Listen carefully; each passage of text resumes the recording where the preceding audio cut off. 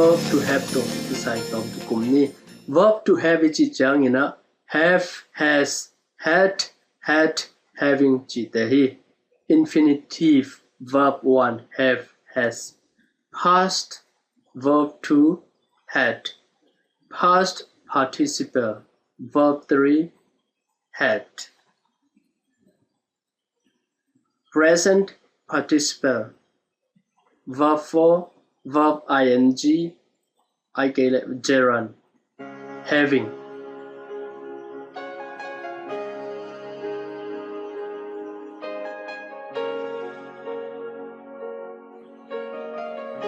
after verb to have คิดแต่ I get verb to have นุงะ verb to have คิดอะ verb น่าจะสมและ past participle verb 3 backing อะตัวเตะน้องครูน้องและ present ตัวเตะ in จุยเทหี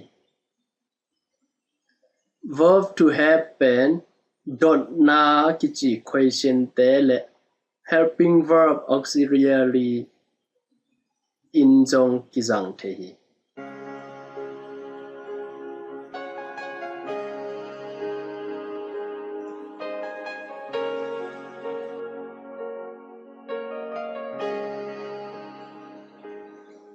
verb to have present tense ตัวหลายกว่ากิสินนี่ subject verb to have object I have a car เก่นมอเตอร์ขัดเนม she has a book อามานูนหลายบุขัดเนฮี they have computers อามาเต็นคอมพิวเตอร์เตเนฮี it has camera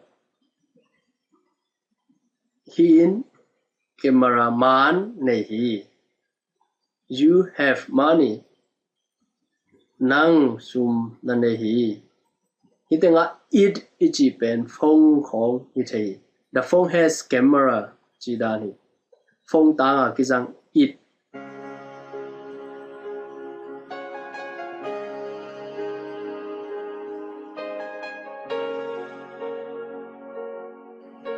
dot นา subject และ verb to have อามุนแขกดิ้ง past participle อากิจิ verb 3 เป็นอังเงดิ้ง question mark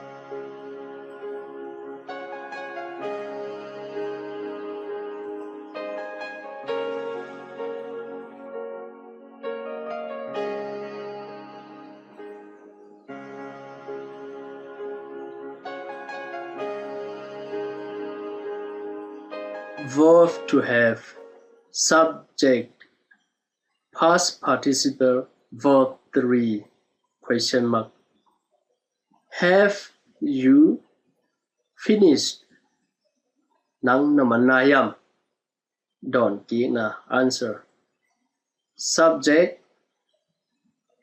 verb to have past participle verb 3 ahilo to na don no I have not I haven't finished ahi to na don yes I have yes I have finished jirani nang le nang nakisinin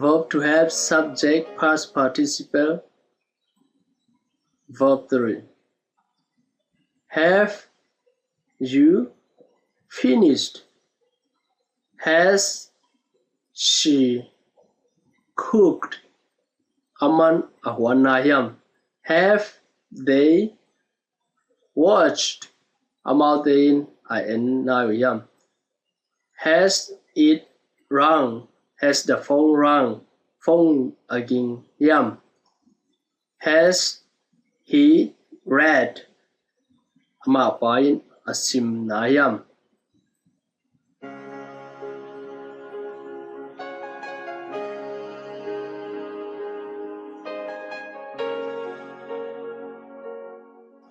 Dot na wh ai kể lệ how angea nghe điếng subject lệ verb to have amun khéo điếng past participle angea koi điếng amun ma koi điếng question mark wh ichi pen dot na ibol te akizang what why when where which who whose whom chi deih.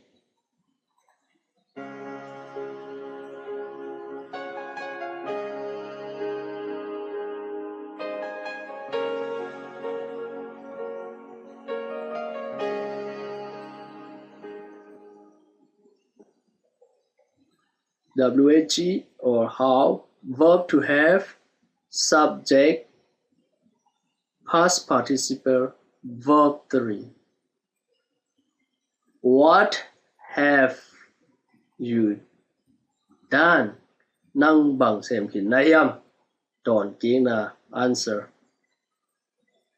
Subject, verb, past participle, verb 3. I have done cleaning.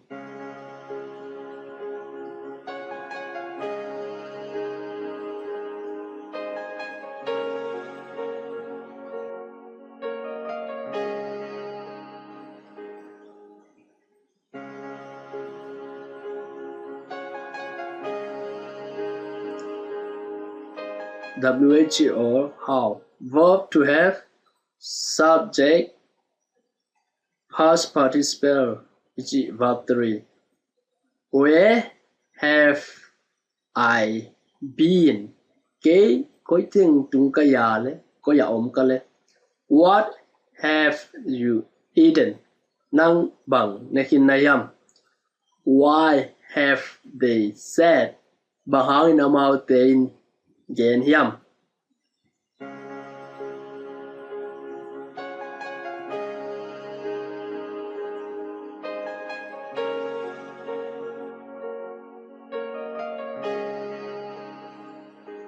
Present tense, I have, you have, he, she, it has, we have, you have, they have.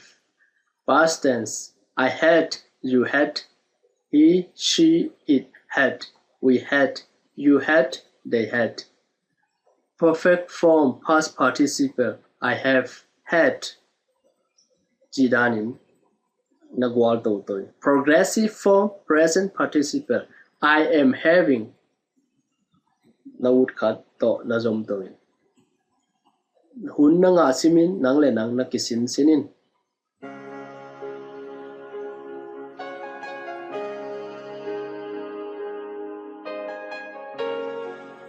Verb to be, verb to do, verb to have.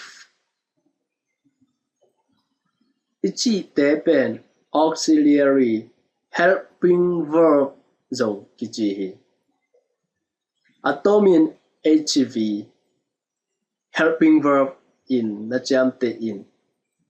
Verb to be, verb to do le verb to have chỉ te muna HV in koi ni. Toa hi manin HV namu te verb to be, verb to do, verb to have te na phok denin.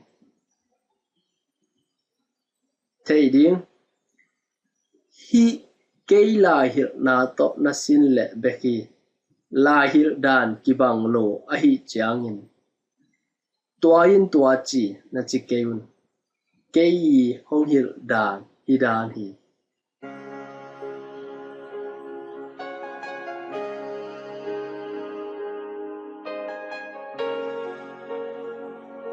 Sentence khat akiching gwang nuam leng lung sim sunga gel khot thei masak ding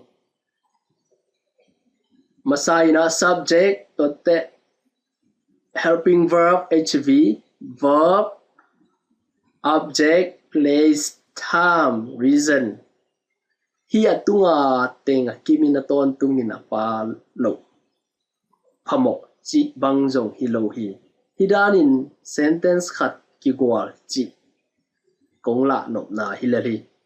Example: I am having lunch. Ken sunan kanek lai ta hi. I am having lunch in the break room. Khorna khan sunga sunan kane hi. I am having lunch in the break room at 12 p.m. Soon somleni ina khorna khan sunga sunan kane hi.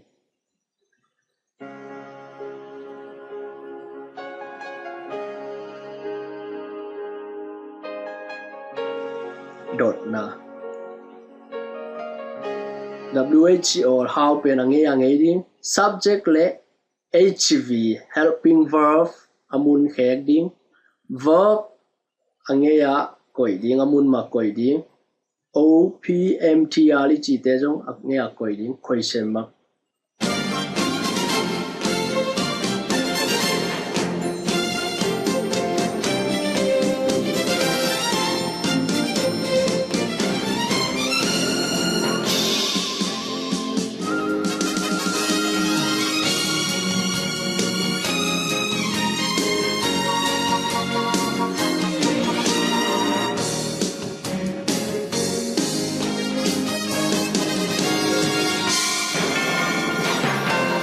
WH or how HV subject verb O PMTR object place manner time reason. What have you done? Nang bang xem kin nayam don king na answer. Subject verb past participle kichi verb 3. I have done cleaning. Ken in ha ka zo khin hi ka sem khin hi.